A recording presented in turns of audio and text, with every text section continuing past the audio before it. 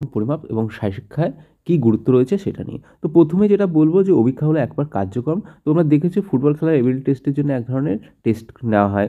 Fitness test নেওয়া হতে পারে। বাস্কেট খেলার জন্যে এক ধরনের টেস্ট নেওয়া হতে পারে। তো সেইগুলোকেই বলা হচ্ছে অভীক্ষা বা টেস্ট।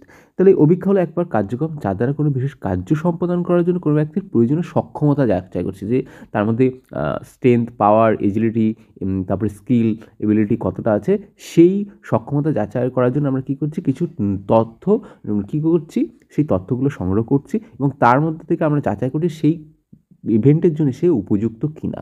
যদি না হয় তাহলে কী করবো আমরা তার স্কিলগুলো, এবিলিটিগুলো যে মোটর ফিটনেসগুলো আছে কীভাবে ডেভেলপ করা যায় সেটার জন্য আমরা চেষ্টা করবো এই তথ্যের মাধ্যমে তার জন্য টেস্ট নেওয়া হচ্ছে অর্থাৎ অভীক্ষা।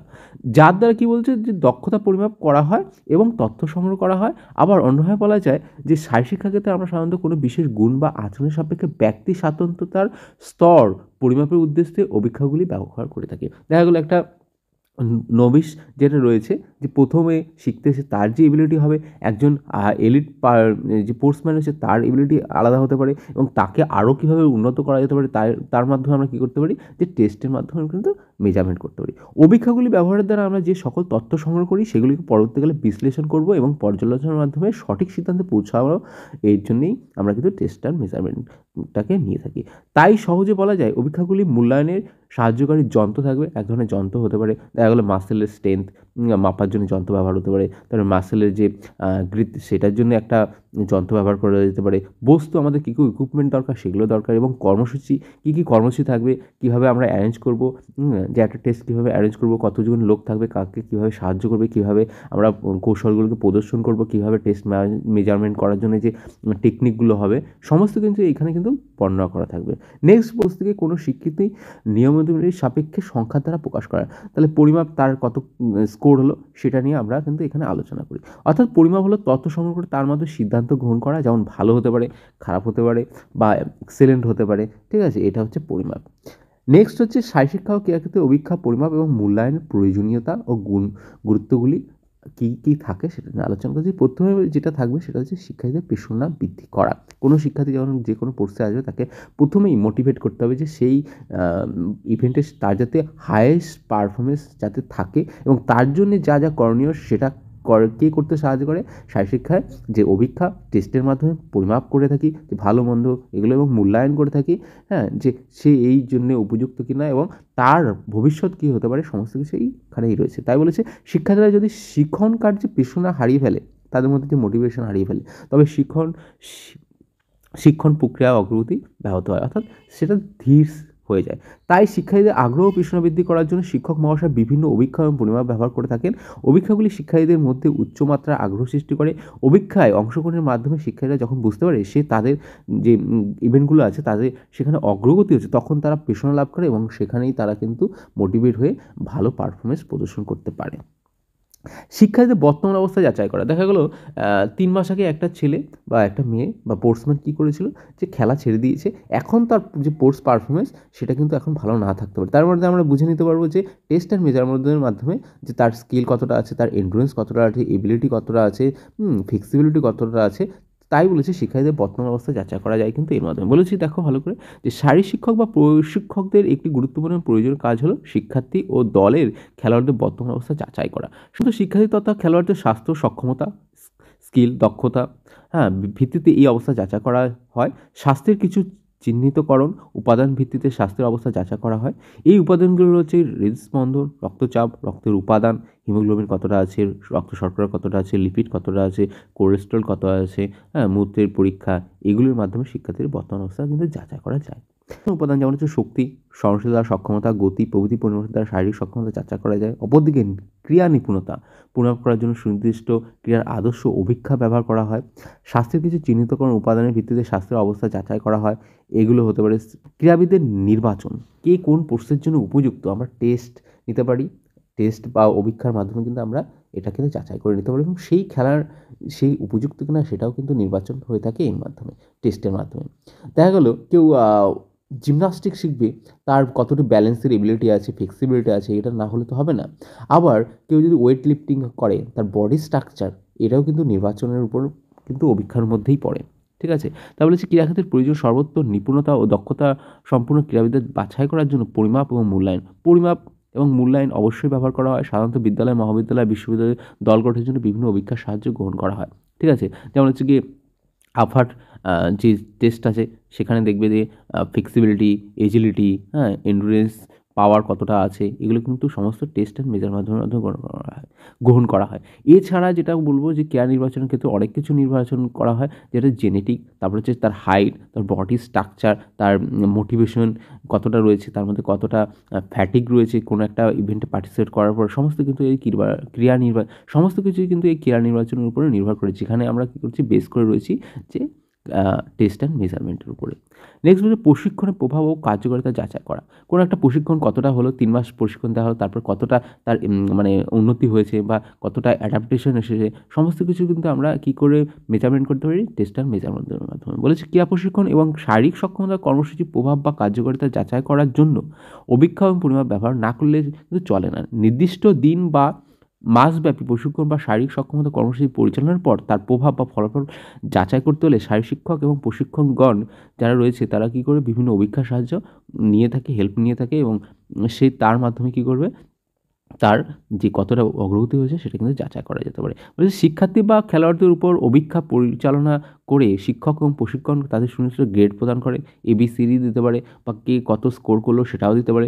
দল বা শ্রেণীভুক্ত করেন বা প্রশিক্ষণ ও সক্ষমতা কর্মসূচির মান সংগঠন সম্পর্কে যথাযথ মূল্যায়ন করতে সাহায্য করে এই টেস্ট অ্যান্ড মেজারমেন্ট। প্রশিক্ষণে ব্যক্তি স্বাতন্ত্র্যায়ন, পরিমাপ ও মূল্যায়ন ব্যবহার করে প্রশিক্ষার্থী বা শিক্ষার্থীদের সক্ষমতা বা দুর্বলতা সম্পর্কে জানা সম্ভব হয়, এবং একই সাথে বলা যায় যে উক্ত দুর্বলতা দূর করার যথাযথ নিদান দান করে পরিমাপ ও মূল্যায়ন। উদাহরণস্বরূপ বলা যায় শ্বসনতান্ত্রিক সহনশীলতা পরিমাপ করে শিক্ষার্থীদের সবার সক্ষমতা সম্পর্কে জানা যায়। এই অভিক্ষা ও পরিমাপের ভিত্তিতে প্রশিক্ষক শিক্ষার্থীদের পরবর্তী প্রশিক্ষণ ভারের আওতায় নিয়ে আসেন বা তার দুর্বলতা দূর করার চেষ্টা করেন। একই রকমভাবে বলা যেতে পারে যদি কোনো প্রশিক্ষক লক্ষ্য করেন যে কোনো ব্যাডমিন্টন খেলোয়াড় কোনো নির্দিষ্ট স্ট্রোক ব্যবহারের ক্ষেত্রে দুর্বল, তবে দ্রুত ব্যবস্থা গ্রহণ করে অনুসরণের মাধ্যমে ত্রুটি দূর করতে তিনি সচেষ্ট হন। এবার প্রশিক্ষণের যিনি রয়েছেন তিনি কী করবেন, যে কোনো খেলার ইভেন্ট হতে পারে, দেখা হচ্ছে ফুটবলে ইনস্টেপ কিক হতে পারে, হ্যাঁ, হাফ বলে কিক হতে পারে, ব্যাডমিন্টনে কী হতে পারে, স্ম্যাশ হতে পারে, ভলিবলে স্ম্যাশ হতে পারে, হ্যাঁ। এই যে স্কিলগুলো আছে তিনি বারবার দেখবেন এবং কার কোথায় ফল্ট রয়েছে সেটাকে কি কারেকশন করতে সাহায্য করবেন, এবং সেই স্কিলটা ডেভেলপ করতে সাহায্য করবেন কে, প্রশিক্ষণ, যা সাহায্য করে টেস্ট অ্যান্ড মেজারমেন্টের মাধ্যমে। সুনির্দিষ্ট লক্ষ্য উদ্দেশ্য অর্জন। কোনো প্রশিক্ষণ অথবা শিক্ষামূলক কর্মসূচির অতি প্রয়োজনীয় বিষয়বস্তু হলো তার লক্ষ্য উদ্দেশ্য সমূহ। আবার উক্ত কর্মসূচির সাথে সংশ্লিষ্ট শিক্ষক রয়েছে, প্রশিক্ষক রয়েছে, শিক্ষার্থী রয়েছে, প্রশাসক প্রভৃতি সকলেই কর্মসূচির লক্ষ্য উদ্দেশ্য সম্পর্কে সঠিকভাবে জানতে হবে। তাহলে যদি লক্ষ্য উদ্দেশ্য না জানে তাহলে তার নির্দিষ্ট গন্তব্যস্থলে পৌঁছানো সম্ভব নয়। তাই লক্ষ্য স্থির থাকবে এবং কর্মসূচিগুলো রয়েছে সেগুলো ঠিক থাকবে। সেই কথা বলেছে কর্মসূচির লক্ষ্য উদ্দেশ্যগুলি যথাভাবে পূরণ হচ্ছে কি না তা জানতে হলে অভিক্ষা এবং পরিমাপ ব্যবহার করতে হবে।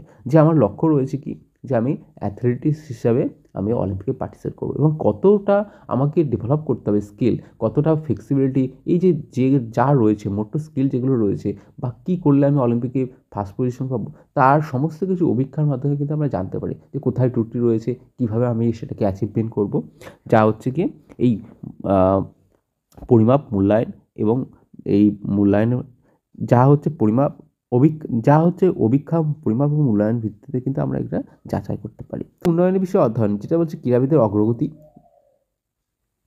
স্নায়ুপেশীমূলক, মানসিক, সামাজিক এবং পাক্ষবিক উন্নয়ন অধ্যয়ন করতে হলে পরিমাপ মূল্যায়নের সাহায্য গ্রহণ করা হয়। হ্যাঁ, অভিক্ষা এবং পরিমাপ হলো এমন কিছু কৌশল যার দ্বারা ব্যক্তির ব্যক্তিগত উপাদানগুলি পরিমাপ করা যায় এবং সেগুলো নথিভুক্ত করা যায়। মান নির্ধারণ এবং আদর্শায়ন, পরিমাপ ও মূল্যায়ন প্রক্রিয়ার মাধ্যমে আদর্শ মান নির্ধারিত হয় এবং কোনো কর্মসূচি বা শিক্ষামূলক প্রক্রিয়াকে আদর্শিত করা হয়। এবার বলেছে যে এটা রিসার্চের অন্তর্গত, সেখানে স্যাম্পল থাকবে এবং ক্রাইটেরিয়া থাকবে, এখানে আদর্শ মান নির্ণয়ন করা হয়। তো আদর্শায়নের মাধ্যমে অভিক্ষা ও পরিমাপ যথাযথ মূল্যায়নের উপযোগী এবং সর্বগ্রাহ্য হয়ে ওঠে। আবার অভিক্ষার আদর্শ মান নির্ধারিত হলে তার মাধ্যমে বিপুল সংখ্যক শিক্ষার্থীদের সক্ষমতা এবং পারদর্শিতা যাচাই করা যায়।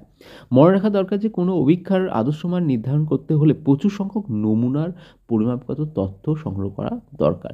এভাবে অভিজ্ঞার শতাংশ মান নির্ধারণ করা হয়, যার দ্বারা বোঝা যায় কোনো ব্যক্তি নির্দিষ্ট স্কোর সংগ্রহ করলে তার জন্য ১০০-র মধ্যে কত স্কোর পাওয়া গেছে সেই ব্যক্তির স্কোরগুলো কিন্তু আমরা জানতে পারি। অপরদিকে মানদণ্ড, সেটা হচ্ছে ক্রাইটেরিয়া নির্দেশিত আদর্শন করা হয়, যার দ্বারা বোঝা যায় কোনো শিক্ষার্থী বিশেষ মাত্রার যোগ্যতা বা নিপুণতা অর্জন করতে পেরেছে বা পারেনি। এই মানগুলি প্রকৃতপক্ষে পূর্বের কোনো রেকর্ড বা মানের সাথে তুলনা করে নির্ধারণ করা হয়। সাধারণ বয়স, লিঙ্গ, শ্রেণী প্রভৃতির ভিত্তিতে বিভিন্ন শ্রেণীর আদর্শ মান নির্ধারণ করা হয়। তাহলে আগের বছর একটা ক্রাইটেরিয়া থাকবে, যে নমুনা নিয়েছিল রিসার্চ যারা করে তারা, সেই ক্রাইটেরিয়া অনুযায়ী এই বছরের নতুন যে ছাত্রছাত্রী রয়েছে, যে কোনো স্কিল হতে পারে, লং জাম্প হতে পারে, শর্টপুট হতে পারে, সেইখানে তারা সেই নর্মসগুলো যে দেওয়া আছে সেটা কি ফুলফিল করছে, সেখানে হচ্ছে কি স্ট্যান্ডার্ড কি পুয়ার কোয়ালিটি রয়েছে, এক্সেলেন্ট কোয়ালিটি রয়েছে, এটা কিন্তু নির্ণয় করা যেতে পারে যে টেস্ট অ্যান্ড মেজারমেন্টের মাধ্যমে। নেক্সট বলেছে ক্রীড়াবিদদের দক্ষতা উৎকর্ষের বিষয়ে ভবিষ্যৎবাণী করা কিন্তু টেস্ট অ্যান্ড মেজারমেন্টের মাধ্যমেই সম্ভব। বর্তমান দিনে ক্রীড়াক্ষেত্রে উন্নয়ন তথা ক্রীড়াবিদদের পারদর্শিতা প্রদর্শনের অন্যতম মাধ্যম হলো ক্রীড়াবিদদের প্রতিভা শনাক্তকরণ, অর্থাৎ ট্যালেন্ট আইডেন্টিফিকেশন। এটা আমরা ট্যালেন্ট আইডেন্টিফিকেশন একটা আলাদা ভিডিও করব। প্রতিভা শনাক্তকরণের প্রাথমিক ধাপে নবাগত ক্রীড়াবিদদের অভিজ্ঞতা এবং পরিমাপের দ্বারা তাদের ভবিষ্যৎ দক্ষতা বা উৎকর্ষ প্রদর্শনের বিষয়ে ধারণা করা যেতে পারে বা ধারণা আসতে পারে যারা টেস্ট নিচ্ছেন তাদের ক্ষেত্রে। এক্ষেত্রে যথাযথ বা বৈধ অভিজ্ঞতা তথা পরিমাপ কৌশল ব্যবহার করা জরুরি খুবই। উদাহরণস্বরূপ বলা যায় কি, শারীরিক সক্ষমতার অভিজ্ঞতা এবং তার সাথে বৃদ্ধি বিষয়ক উপাদানগুলি পরিমাপ করে এগুলির পারস্পরিক ঐক্য নির্ধারণ করে বোঝা যায় একটি শিশু আগামী দিনে কতটা সক্ষম হয়ে উঠবে। অর্থাৎ এটাকে আরও ভালোভাবে এক্সপ্লেন করলে বোঝা যায় যে একটা নির্দিষ্ট বয়সে মানুষের হাইট বাড়ছে, ওয়েট বাড়ছে, হ্যাঁ, এই যে ফিজিক্যাল স্ট্রাকচার সেটা ডেভেলপ হচ্ছে, তার সাথে কী বলবো, যে বিভিন্ন স্কিলের যে টেস্ট নেওয়া হচ্ছে সেই কোন বয়সে কতটা হচ্ছে, দেখা গেলো আমাদের যে স্পোর্টস একাডেমিগুলো যেখানে রয়েছে সেখানে হচ্ছে কি প্রতি মাসে 6 মাস অন্তর বা 3 মাস অন্তর তাদের কী হচ্ছে কি, বা 1 মাস অন্তর তাদের ফিজিক্যালি যে ডেভেলপ হচ্ছে ট্রেনিং দেওয়ার পর সেটা একটা মেজারমেন্ট করা যায়, হাইট মেজারমেন্ট করা হচ্ছে। তারপরে হচ্ছে হাতের কনুই থেকে হাতটার যেটা আছে সেটা একটা লেন্থ মেজারমেন্ট করা হচ্ছে, হ্যাঁ, ঠিক আছে, মাসেলের গ্রিথ সেটা মেজারমেন্ট করা হচ্ছে। তারপরে কী হচ্ছে, যে স্কিল ডেভেলপ করা হচ্ছে, যে সেই স্কিলগুলো তাদের মধ্যে একটা রেকর্ড করা যাচ্ছে, তাতে কত স্কোর হলো। যেমন 100 মিটার দৌড়াচ্ছে, তুই প্রথম যে 1 মাস রয়েছে সে কতটা, যখন ভর্তির আগে এসেছিলো তার মধ্যে কতটা স্পিড ছিল, ঠিক আছে, হ্যাঁ, সেটা দেখা গেলো। ওয়েট ট্রেনিং যারা করছে তার মধ্যে কতটা ওয়েট ক্যারি করতে পারছে। তারপর প্রতি মাস অন্তর বা 2 মাস অন্তর বা 3 মাস অন্তর একটা স্কিলের এবং হাইটের মেজারমেন্ট করা হয়ে থাকে, তার সেগুলো নথিভুক্ত করা হতে পারে, যে তার ইন ফিউচারে কতটা ডেভেলপ হতে পারে সেটা দেখো। লং জাম্পের ক্ষেত্রে হতে পারে, হাই জাম্পের ক্ষেত্রে হতে পারে, যে কোনো গেমসের ক্ষেত্রে হতে পারে এটা। বিভিন্ন বিভিন্ন প্রশিক্ষণ পদ্ধতির তুলনা ও মূল্যায়ন, সুনির্দিষ্ট ও যথাযথ অভিজ্ঞতা ব্যবহারের দ্বারা প্রশিক্ষণগত বিভিন্ন প্রশিক্ষণ পদ্ধতি তুলনা করতে পারে, হ্যাঁ, প্রশিক্ষণ পদ্ধতির কার্যকারিতা মূল্যায়ন করতে সম্ভব হয়। এছাড়া বয়স, লিঙ্গ, শ্রেণী অনুসারে তারা জাতীয় ও আন্তর্জাতিক দক্ষতা মানের সাথে শিক্ষার্থীদের দক্ষতা মান তুলনা করতে পারে। এইটুকুই। তোমরা লাইক, শেয়ার এবং সাবস্ক্রাইব প্লিজ করো, এবং তোমরা আর কী ধরনের ভিডিও চাইছো তোমরা অবশ্যই জানাবে কমেন্টে।